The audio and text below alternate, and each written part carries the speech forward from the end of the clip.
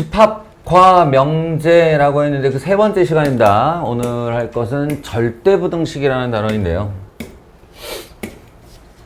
뭐 이제 스토리상 이래요. 집합이라는 것에 뭐 용어와 정의, 각각의 연산법들 이렇게 배웠죠.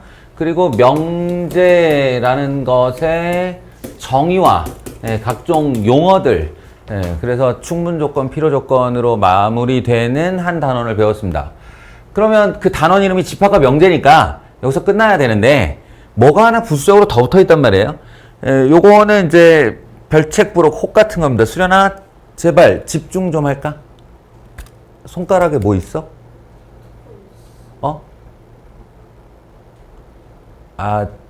그 듣고 있어는 귀꺼풀이 없기 때문에 듣고 있는 건 맞아. 근데 내가 말하는 듣는다는 그게 아니잖아. 응?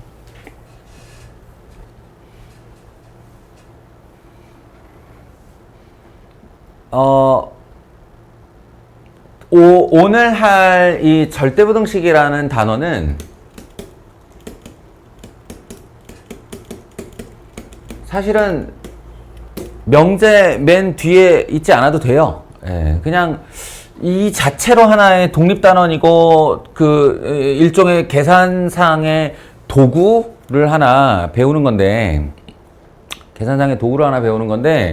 어디다 넣을까 사실은 고민을 좀 했을 거예요. 근데 어디 들어가도 돼요. 사실은 함수 뒤에 들어가도 되고 고등수학 상에서 배웠어도 되고, 전혀 그 고등수학 상에도 역시나 부등식 단원이 있으니까 그 부등식 뒤에다가 붙여놨어도 되는데, 이제 억지로 갖다가 붙이자면 우리가 명제에서 뭘 배웠냐면 조건이라는 걸 배웠잖아요.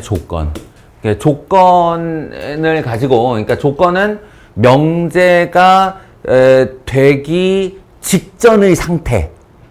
명제는 아닌데, 명제의 정의상에 따르면 참 거짓이 분명한 식이나 문장인데, 참 거짓이 분명하지 않아요. x가 3보다 크다. 이게 어떻게 참거짓이 분명해. 그런데 x에 뭔가가 딱 들어가는 순간 참거짓으로 결정이 나버리죠. 참이 되든 거짓이든 그 녀석은 명제가 된단 말이에요. 그러니까 명제가 되기 직전의 상태를 조건이라고 하는데, 이 조건을 가지고 이제 우리가 조건명제라는 걸 만들었죠. 뭐뭐이면 뭐뭐이다. 그래서 가정과 결론으로 이루어져 있었어요. 가정과 결론. 이 가정을 지키면 결론은 이러하다. 그것은 참이다 또는 거짓이다. 이거를 이제 조건명제라고 불렀는데, 이 절대부등식은 그러니까 어떤 거냐면 가정과 무관하게 결론이 참인 부등식. 이걸 이제 절대부등식이라고 본 거예요. 예를 들어서 실수 x에 대하여, 이게 가장 유명한 절대부등식인데요. 실수 x, 이거는 그러면 조건 아닌가, 가정 아닌가요? 그게 아니라 이건 전제. 전제, 가정, 결론 이렇게 되어 있습니다. 전제, 가정, 결론. 이건 전제. 전제가 실수라는 전제가 붙으면 x 제곱을 하면 0보다 크거나 같다. 이게 가장 대표적인 절대 부등식이에요. 이름에 절대자가 붙는 이유는 말 그대로 가정이 필요 없다. 어떤 상황에서 이렇게 되는 게 아니고 그냥 실수라는 말만 지켜주면 이렇게 된다. 라는 절대 부등식입니다. 근데 너무 당연하죠. 너무 당연해요. 그래서 이 너무 당연함을 이제 몇 개 연습을 한 다음에, 절대부등식의 몇 가지 사례로 당연함을 연습한 다음에 정작 하고 싶은 말을 하는 거죠. 그 정작 하고 싶은 말에 두 가지가 있는데, 이게 하나가 뭐냐면 산술, 기하 평균이라는 거고, 그리고 또 하나가 코시 슈바르츠 부등식이라는 거예요. 그래서 다시 한번 얘기하지만 이거 두 개 외우는 건 어렵지 않아요. 두 개 외우는 건 어렵지 않아요. 외우면 되지. 공식 두 개인데 부등식으로 된 뻔한 문자열 몇 개니까 외우는 건 어렵지 않은데, 이게 뜬금없이 등장한다는 겁니다. 문제는 뜬금없이 등장을 해요. 그냥 이 시간 이후로 함수를 하다가 뜬금없이, 유리함수 하다가 뜬금없이, 무리함수 하다가 뜬금없이, 경우의 수 풀다가 뜬금없이, 미적분 하다가 뜬금없이 나와요. 그래서 어떤 순간에 내가 이 상황에서 산술기하 평균을 써야 되나? 코시 슈바르츠 부등식을 써야 되나는 순수하게 자신의 뇌에서 끌어올려져야 되는 거예요. 이게 어려워요, 이게. 그래서 어떤 문제 막 풀다가 마지막 결론에 뭐뭐뭐의 최소값은 하고 물어봤는데 여기서 더 이상 안 나와. 거의 한 80% 90%를 다 풀었는데 마지막 답이 안 나와. 와 고민하다 극적극적 하다가 결국은 못 내고 틀렸는데 해설지 딱 보니까 산술기하 평균에 의하면 이렇게 나와요. 해설에. 이게 정말 짜증납니다. 이걸 기억 못한 자신이 매우 짜증이 납니다. 그래서 이제부터 당부드리건데 수시로 확인을 해봐야 돼요. 내가 산술기하 평균을 기억하고 있나? 그 문제의 상황을 기억하고 있나? 이게 문제는 정황이에요, 정황. 산술기하 평균을 써라 이런 말을 하지 않기 때문에 어떤 형태나 어떤 정황을 판단했을 때 이때는 코시 슈바르츠 부등식을 써야 돼. 이때는 산술기하를 써야 돼. 라는 판단을 본인이 하는 훈련을 무진장히 해놔야 된다. 무진장히. 그냥 한두 번 딱 듣고 지나가고 쉽네. 저까지 거 못해요. 하고 지나갔다가는 사용을 못하게 된다.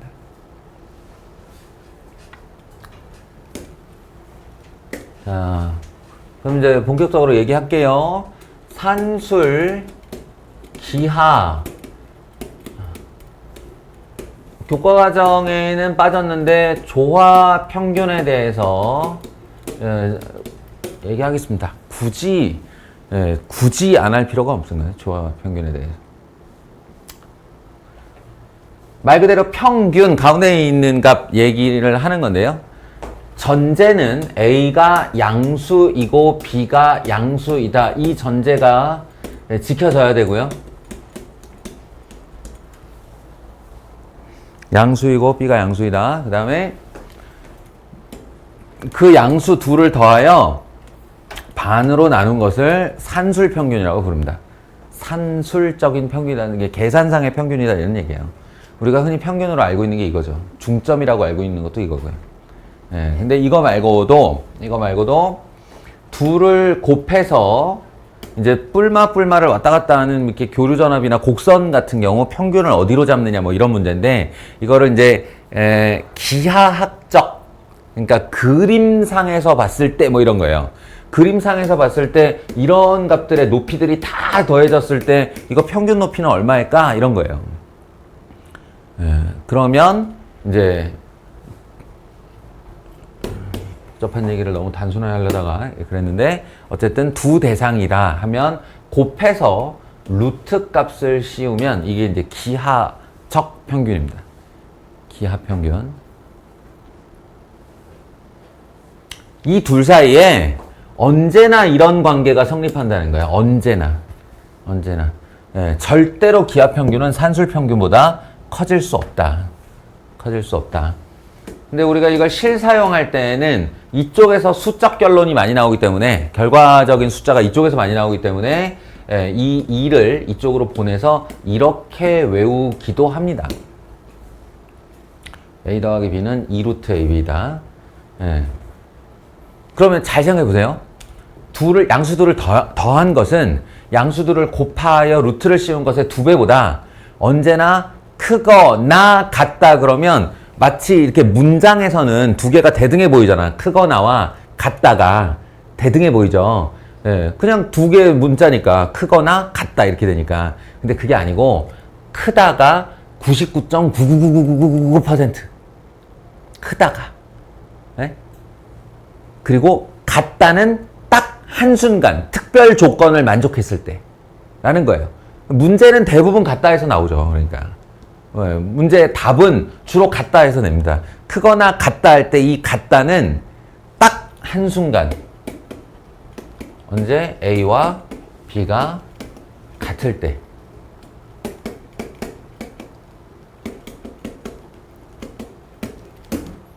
그러니까 지난 시간 마지막 그 영상에서도 얘기했지만 전제를 지켰는가와 이 등호가 성립할 때의 조건이 문제를 푸는 키워드이기 때문에 이 식 자체를 외웠다, 난 그러므로 됐다는 공부를 제대로 한 게 아닙니다. 항상 이걸 기억하세요. 등호 성립 조건. 그리고 요런 맥락에서 여기가 원래 교과 과정에서 빠져버렸는데요. 하나가 더 있어요. 네, 하나가 더 있어요. 당신들이 이미 그 경험한 적이 있는데 중학교 때인가 그 전류와 전압 뭐 이렇게 V는 IR 뭐 기억나냐? 전구 반짝반짝 저항. 그 저항의 직렬 연결과 병렬 연결 뭐 이런 게 있었어요. 저항을 이렇게 연달아 있는 경우와 전선을 두 개로 따가지고 이렇게 예? 병렬로 저항을 연결할 때 어쩌고 저쩌고 하는. 자, 뭔가 공감을 유도할 수가 없군요. 기억에서 사라져서. 하여간 그때 이제 이 합성 저항의 총량, 총 저항량을 계산할 때 직렬이면 저항 두 개를 그냥 더하고 병렬이 잘못했습니다. 하여튼 경험한 적이 있다. 예, 그런 걸 경험한 적이 있다. 그래서 A 더하기 B 분의 2AB라고 하는 애예요. A 더하기 B 분의 2AB. 이 아이의 이름은 조화평균입니다. 조화평균. 조화평균이고 요게 또 기하평균보다 항상 요런 관계가 성립하고요. 그리고 이 등호는 역시나 A와 B가 같을 때만 성립한다. 이름이 조화평균. 음악 좋아하는 애들이면 또 뭐 이런 얘기가 좀 먹히려나? 얘 이름이 이제 하모닉인데 뭐 하모닉이 뭐지? 하모닉 미들 사이트 뭐 이런 건데 그 하모닉이 어디서 나온 거냐? 라고 할 때 우리가 화음 얘기를 하잖아요. 서로 어울리는 그 주파수 얘기죠. 그 어차피 소리에 들리는 거 다 주파수니까.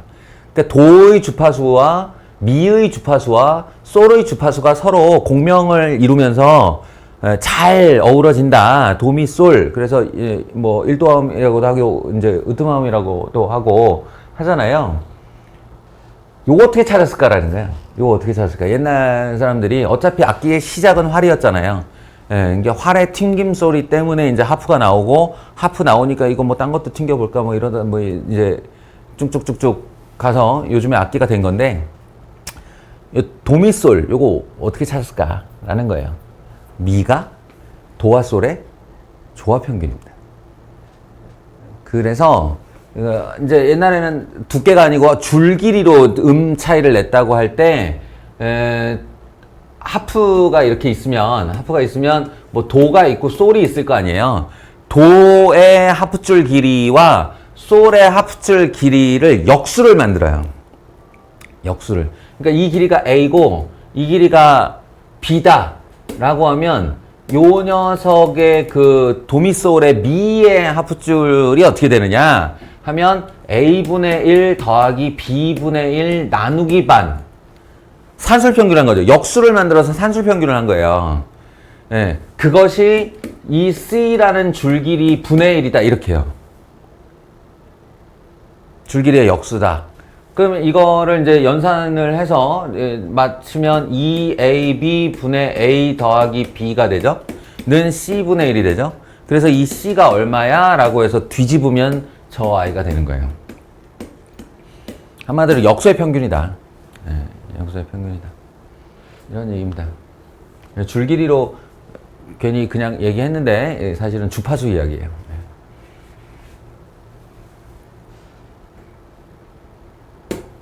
그래서 서로 조화를 이루는 소리가 나는 평균이다. 그래서 이름이 하모닉입니다. 조화 평균. 한번 봤다 정도 해 두시고요. 다음에 두 번째, 아이고, 코시 슈바르츠 부등식. 왜 이렇게 이름이 기냐? 두 사람이 서로 양보 안 한 거예요. 이 과학이나 수학 이론에서 이런 거 많습니다. 과학자들이나 수학자들은 자신이 평생을 사는 방법으로 업적을 하나 남기고 거기다 지 이름 붙이는 거로 삼아요. 그래서 뉴턴은 힘의 단위에다가 지 이름을 붙여놨고요. 예, 당신들이 알고 있는 대부분의 단위가 다 사람 이름입니다. 에너지를 얘기하는 줄도 그 전하량을 얘기하는 쿨롱도 전부 사람 이름입니다. 예, 그리고 뭐 아보가드로의 법칙이니 라부아지의 질량 고정의 법칙이니 피타고라스의 정리 전부 지 이름 붙여놨잖아요. 예. 근데 후반으로 올수록 이미 앞에서 해놓은 사람들이 너무 많이 해놨으니까 난 뭔가 새로운 걸 갖춰야 되는데 새로운 거를 하기가 점점 힘들어져. 그 앞에 다 해놨으니까 뭘 찾았다 그러면 누가 또 해놨고 뭘 찾았다 그러면 누가 해놨고 이러니까 그래서 이제 사람들이 연합을 많이 하는데 두 사람이 같이 연구한 거예요. 코시라는 성을 가진 사람과 슈바르츠라는 성을 가진 사람이 이제 같이 연구한 공동 저작의 결과인데 예, 서로의 이름을 포기하지 않으니까 이렇게 하이픈으로 연결하는 겁니다. 평생 살려고 하는 거예요. 그나마도 코시가 헤게모니 싸움에서 좀 이겼다고 봐야죠.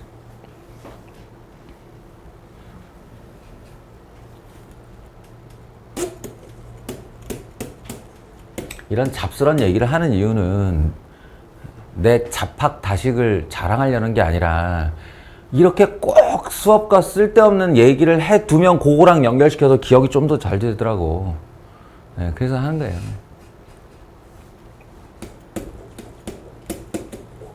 전제.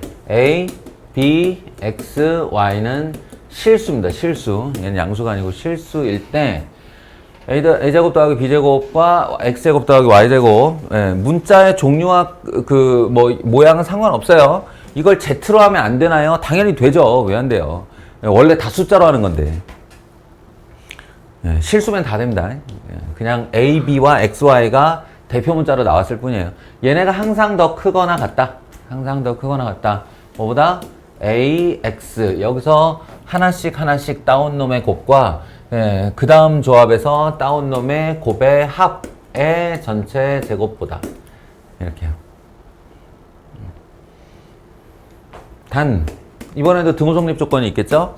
예, 등호성립 조건을 기억할 때는 비율로 기억하는 것이 낫다고 그랬습니다. A 분의 X 이퀄 B 분의 Y일 때 예, 등호성립. 아직은 코시-슈바르츠 부등식을 언제 어떻게 써야 되는지 잘 모를 거예요. 문제를 풀어왔다면 당신들이 문제풀이를 좀 해봤고 거기에 상황에서 코시-슈바르츠 부등식을 쓰는 상황을 좀 봤다면 봤을지 모르겠는데 감이 잘 안 올 거예요. 그죠?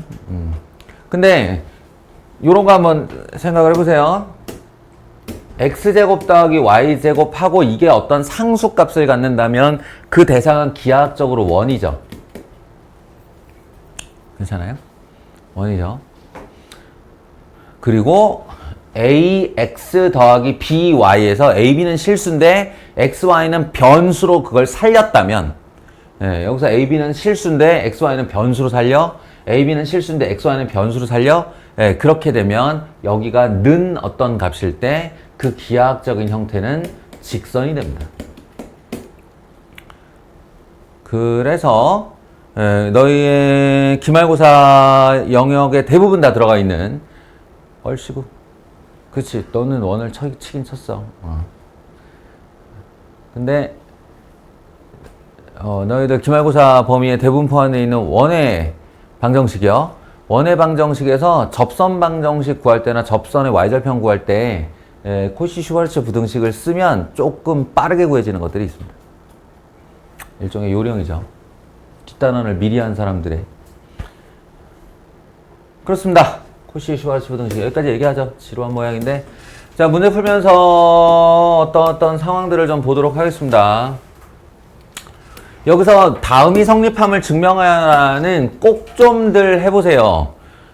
이 절대부등식 단원의 유형 중에 산술기하 평균을 쓰는 문제 유형과 코시-슈바르츠 부등식을 쓰는 유형 말고 학생들이 굉장히 싫어하는 문제 유형이 한 가지가 있는데요. 학교 시험에 많이 나와요. 그게 뭐냐? 다음 보기 중 옳은 것은, 보기 중 그른 것은, 아니면 기역, 니은, 디귿, 리을 해서 다음 명제 중 항상 성립하는 것을 모두 고르면 이런 문제예요. 그때 이런 식의 절대부등식이 등장을 합니다. 뭐뭐뭐뭐일 때 이것은 이게 증명하여라가 아니고 이것은 항상 참인가 이런 거예요. 기억 이렇게 나오면 이게 참인지 거짓인지를 본인이 알아보고 맞네 참이네 이렇게 해야 될 거 아니에요. 아니네 저거는 0보다 작을 수도 있는 거잖아. 이런 식의 것들이 나와야 됩니다. 그래서 하나하나 좀 제발 해보세요. 이런 애 같으면 어떻게 하는 거죠? A-C가 0보다 크고 B-D가 0보다 크다를 이용하는 겁니다. 넘기면 C를 저쪽으로 넘기면 A-C가 0보다 커지잖아요. 대소관계의 기본은 빼서 양이냐 음이냐니까. 그리고 B에서 D를 빼면 양이다. 그럼 여기서 넘겨서 AB 더하기 CD 마이너스 AD 마이너스 BC를 증명해 보일 건데 잘 보시면 이런 애들이 숨겨져 있어요. 플러스 2개 마이너스 2개니까 짝 지어보죠. 지훈아 졸지 말고 짝 지어보자. 이거 뭐예요? A, B-D. 그렇죠. A로 묶으면 B-D고 나머지 두 개를 묶으면 마이너스 C. 뭘로 묶을 건데? C로 묶을 거야? C B-D 이렇게 되죠. B-D 공통이니까 B-D 다시 A- 이렇게 묶이고 이 보안이 얘가 지금 양수라는 거고 얘가 양수라는 거니까 양수 두 개를 곱하면 양수일 수밖에 없다. 뭐 이런 식의 증명이죠. 그리고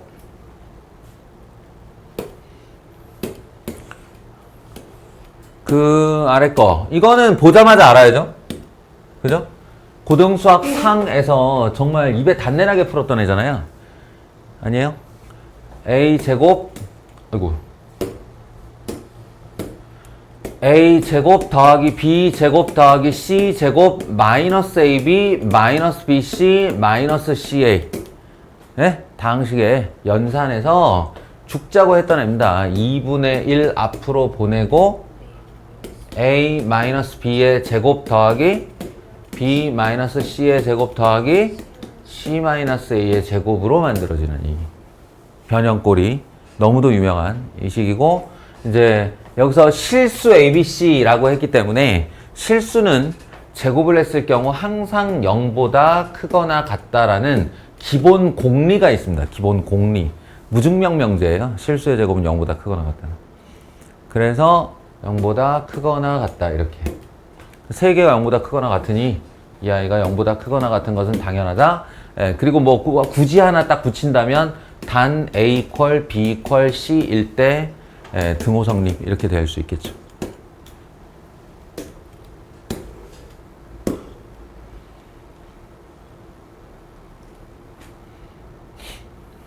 조금 고생해봐라 뭐 이런 거죠. 조금 고생해봐라. 계산상에서 고생해봐라. AB 둘이 곱하라면 곱하는 거고, 그게 XY보다 크다를 증명하려면 이걸 넘겨서 뺀 다음에 그것이 무언가의 완전제곱으로 묶이는 걸 보는 거예요. 얘네도 마찬가지고. 고생해봐라. 이런 얘기.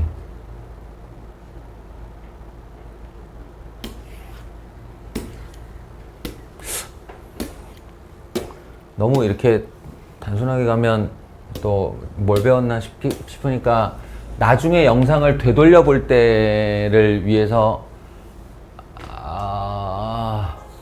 이런 얘기나 하나 해둘까요?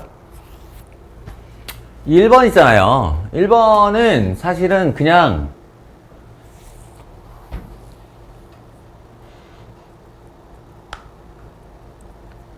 보자마자 참이에요. 보자마자 참인데 무슨 의미냐면, 먼저 어떤 상식이 있어야 되냐. 1, 2, 3, 4, 5, 6, 7, 8, 9, 10. 굳이 자연수가 아니어도 되는데 제가 자연수를 쭉 나열할게요. 크기 순서대로. 그러면 대칭성을 서로 맞춰서 제일 앞과 제일 뒤를 곱해보세요. 얼마예요? 어려워? 10이죠? 그럼 대칭성을 맞춰서 왼쪽에서 다섯 번째, 오른쪽에서 다섯 번째 둘이 곱해보세요. 얼마인가? 30이죠? 제발 대답 좀 해. 누가 더 커?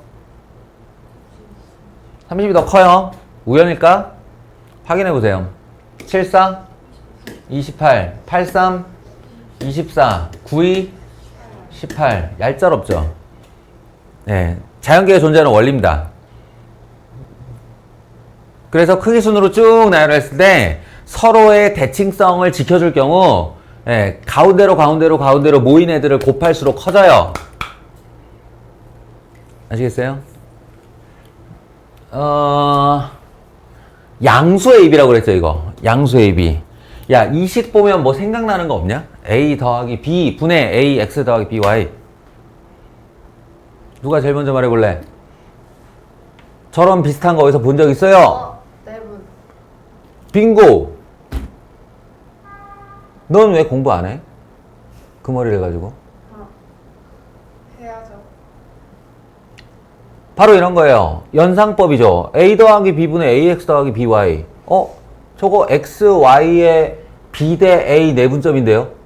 이렇게까지 말해줬으면 너무 큰 바람이죠. 이거 읽을 때 이렇게 읽는 겁니다. X, Y의 B 대 A. 이렇게 일로 가다가 일로 읽으면 맞는 말이에요. X, Y의 B 대 A 내분점. 그럼 이건 이렇게 읽으면 어떻게 된다고? X, Y의 A 대 B 내분점 이렇게 돼요. 여기서 내분이라고 제가 확실하는 이유는 AB가 양수라고 했기 때문이에요. A나 B 중 하나가 음수가 되면 외분이 되죠.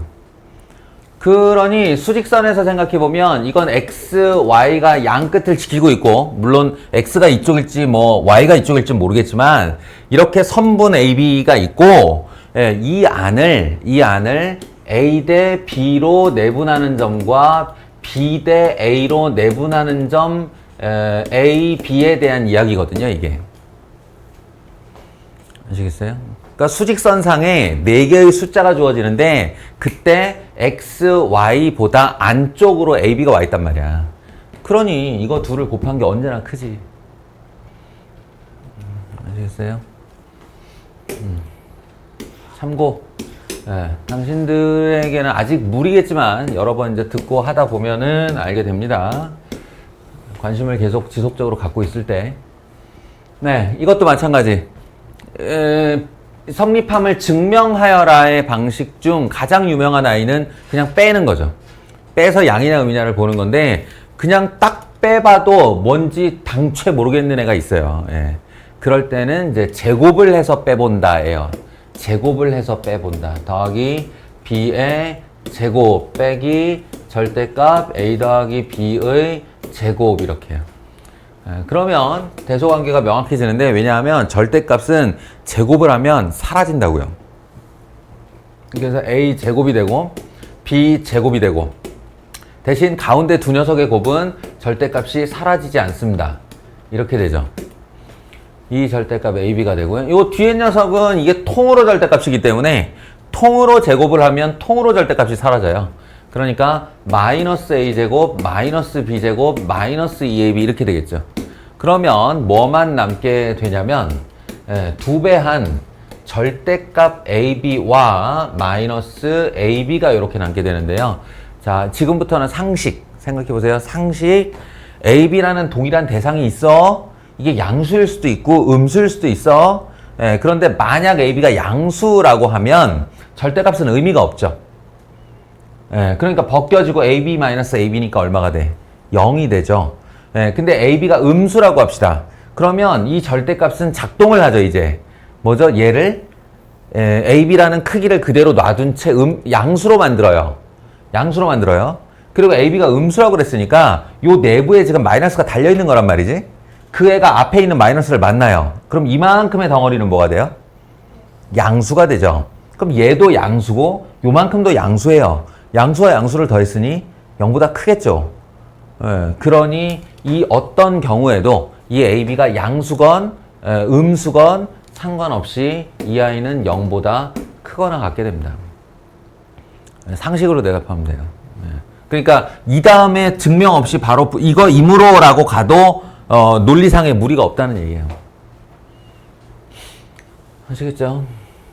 그래서 증명한 겁니다. 결국 제곱을 해서 뺀 것이 0보다 크거나 같으므로 양수인 두 녀석은 제곱하기 전의 크기도 그러하다. 이렇게. 이런 패턴의 증명법이 있어요. 얘도 마찬가지고요. 아시겠어요? 근데 결론적으로는 약간은 증명을 꼭 해보는 게 아니라 이 녀석을 딱 봤을 때 여기 부등식을 가리고 이 두 개를 써놨을 때 너희가 이쪽인지 이쪽인지는 상식선에서 좀 알아내는 능력이 필요합니다. 숫자 넣어보면 알겠죠? 그래 이제 이렇게 해서 이제 잡스러운 쓸데없는 애들 싹 제끼고 산술기하 평균으로 가는데요.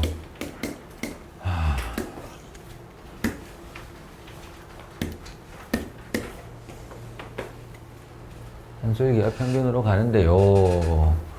다음 식의 최소값과 최소가 될 때 A 값을 구하라. 그러니까 우리가 A 더하기 B가 2 루트 A, B네 어쩌네 하는 거는 이거는 다 자리의 이야기라고 해요. 자리. 대상. 여기가 이렇게 자리가 마련돼 있고 그 자리에 해당하는 애를 여기에 넣어라의 의미지 이걸 진짜로 쓰는 산술기하는 별로 없어요. 주로 이런 식이죠. A 더하기 A분의 B. 그러니까 A분의 B. A분의 4. 그럼 이제 이게 내가 외운 산술기하 평균에서의 A의 역할이고 이게 내가 외운 산술기하에서의 B의 역할인 거예요. 그러니 얘는 그러하다 양수 조건을 지켰으니까 2루트하고 여기에 A를 여기에 B를 넣어서 서로 곱하면 된다라는 거잖아요. 그러니 그때 A와 A분의 4가 곱해지면 이걸 노리는 거죠. 질문 자체가 이걸 노리는 거예요. 더해져 있을 때는 아무 연산도 안 되던 두 개의 문자가 곱해지는 순간 서로 약분이 된다는 사실을 노리는 거예요. 그러면 여기가 상수가 되거든요. 이렇게 상수가 돼요. 그래서 시작과 끝을 이어보면 A 더하기 A분의 4는 죽었다 깨나도 그러니까 A의 양수인 어떤 실수를 집어넣어도 4보다는 크거나 같다 이런 거예요. 4보다는 큰. 근데 99.9999%가 4보다 큰 거라고 그랬죠. 예를 들어 1 넣어보세요. 1 넣어보시면 1 더하기 4 5예요. 4보다 크죠. 6 넣어보세요. 6 넣어보면 6 더하기 3분의 2예요. 그럼 6.7 정도 되는 거잖아. 6.67. 6.67은 4보다 커요. 99.9%는 4보다 큰 거라고. 근데 최소값이 얼마냐라고 물었으니까 이때 등호가 성립할 때의 최소값은 4이고 그때는 그 0.00001%인 딱 한순간이 언제냐면 이 A라고 불리는 대상과 B라고 불리는 대상이 같을 때다라는 겁니다. 그래서 A equal A분의 4일 때 A 제곱은 4일 때 A는 양수라고 했으니 A가 2일 때 진짜 2를 넣어보시면 2 더하기 2에서 4가 나오는데 저 순간뿐이라고요. A가 2일 때 외에 그 어떤 경우도 4가 되지 않아요. 이걸 꼭 알아두세요. 아시겠죠? 이걸 꼭 알아두세요. 이게 산술기하 평균의 첫 번째 노림수입니다. 그러니까 양수 조건, 역수관계일 때 최소값을 물어보면 산술기하 평균을 쓴다.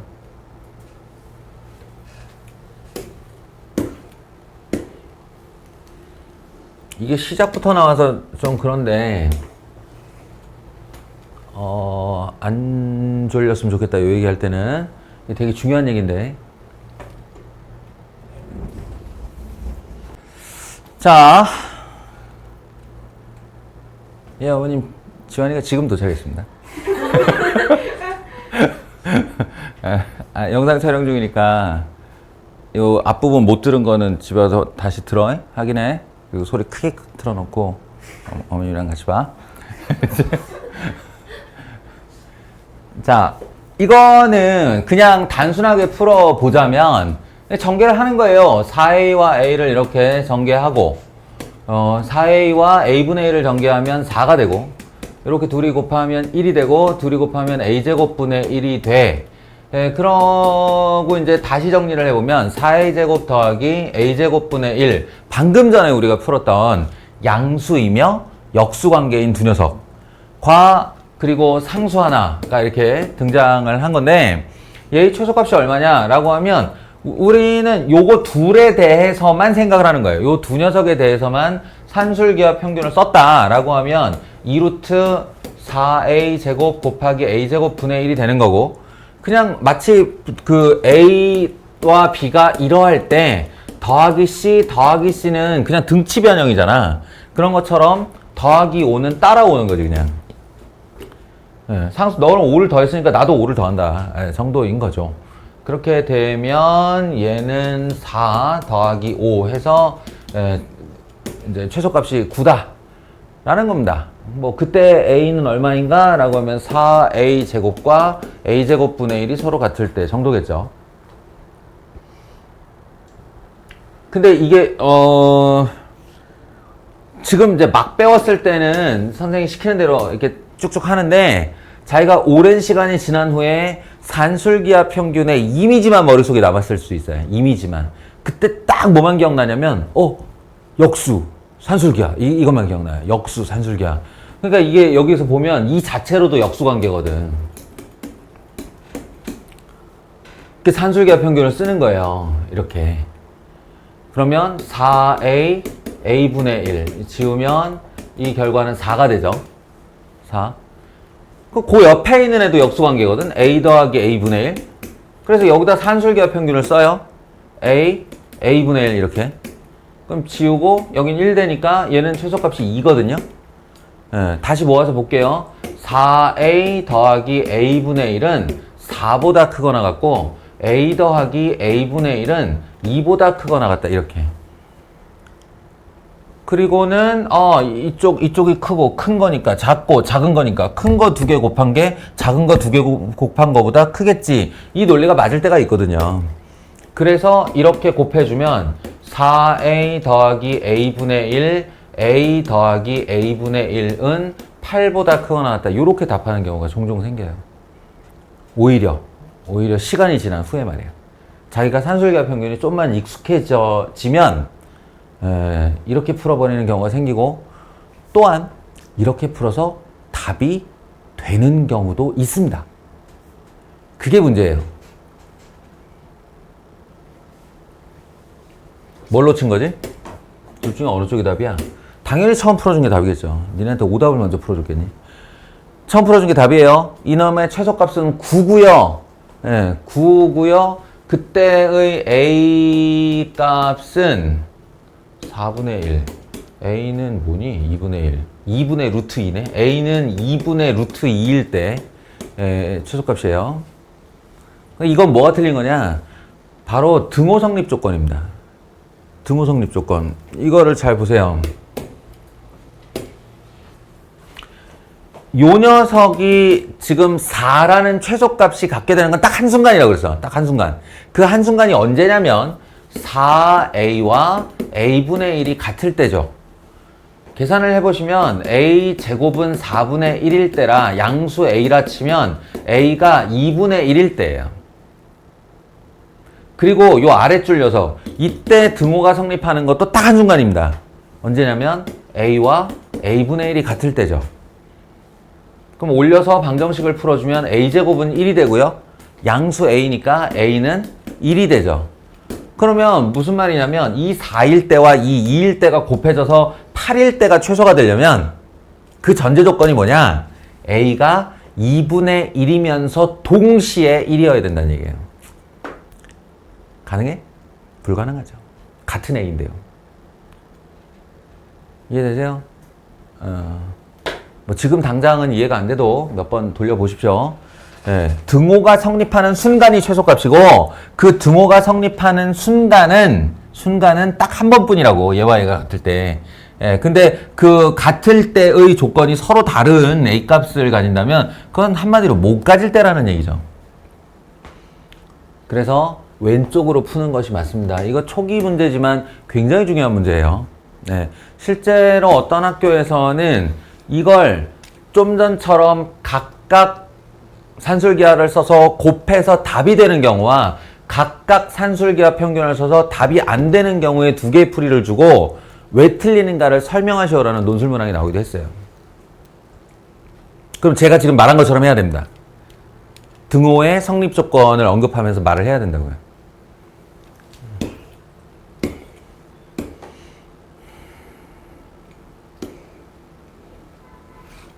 비슷한 얘기니까 넘어가 주고 여기 있네요. 당장에 나오네. 아니에요. 아니군요. 예. 얘도 마찬가지. 이 딱 보세요. 이거 두 개를 각각 산술기하 평균을 쓰려면 A가 B분의 1과 같을 때 그리고 B가 A분의 4와 같을 때인데 그게 가능하겠냐고. 안 가능해요. 예. 그러니까 이거는 역시나 정식의 풀이는 전개하는 겁니다. 전개하셔서 AB 더하기 A와 A분의 4 곱하면 4고요. B분의 1과 B를 곱하면 1이고요. 이렇게 둘이 곱하면 AB분의 4고요. 그래서 AB 더하기 AB분의 4 더하기 5. 산술기하 평균은 얘한테만. 네, 얘한테만. 이거 금방 암산 될 테니까 2 루트 4 한 다음에 2 루트 4니까 2 곱하기 2 해서 4 딱 쓰고 이렇게 갔으면 좋겠어요. 네.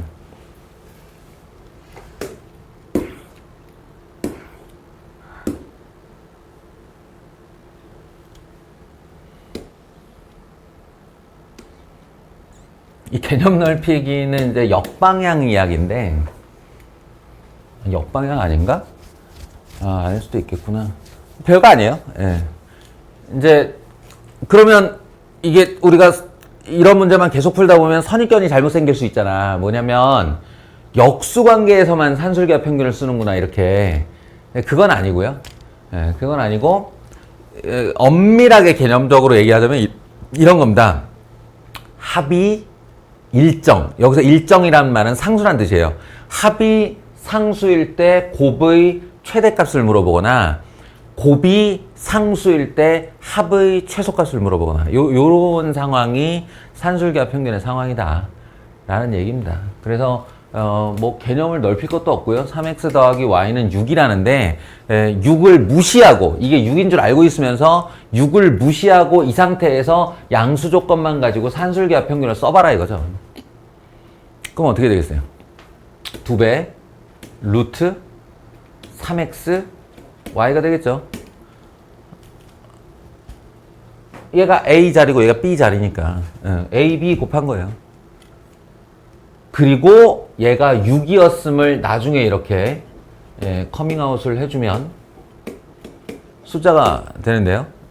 약분할 거 약분하고 양변 제곱 해주면 9 3xy 그러니까 부등식상으로는 xy가 작거나 같다 얼마보다 3보다 이렇게 해서 xy의 최대값이 3이다 이런 얘기가 되는 겁니다. 별거 아닌 얘기예요.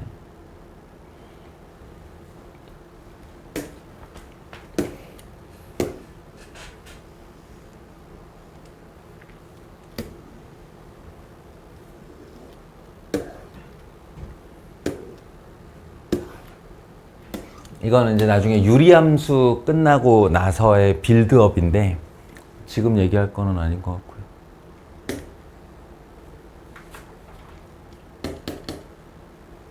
그래서 산술기하 평균이나 코시 슈바르츠 부등식이 실제로는 어떤 상황에서 어떤 경우에 쓰이느냐의 문제의 사례 중에 문장형의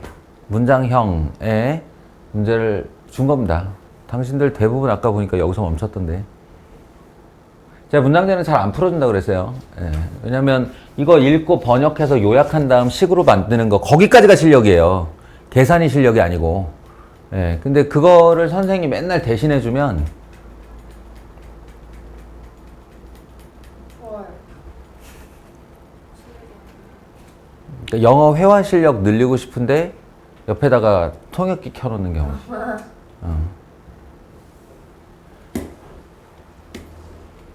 그래서 이거는 이제 하신 다음에 다들 개별적으로 안 되는 문장이나 안 되는 내용들에 대해서 저한테 질문을 하시는 걸로 그렇게 하겠습니다. 절대가 코시 슈바르츠 부등식 사례를 하나 안 보여줬네. 뭐가 있을까?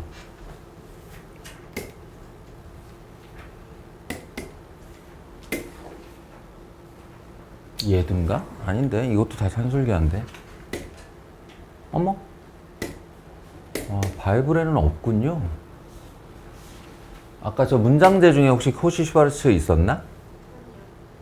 없어요? 그러면 센수학 풀면서 얘기합시다. 2회독 때는 센수학으로 풀겠습니다. 일단 멈추고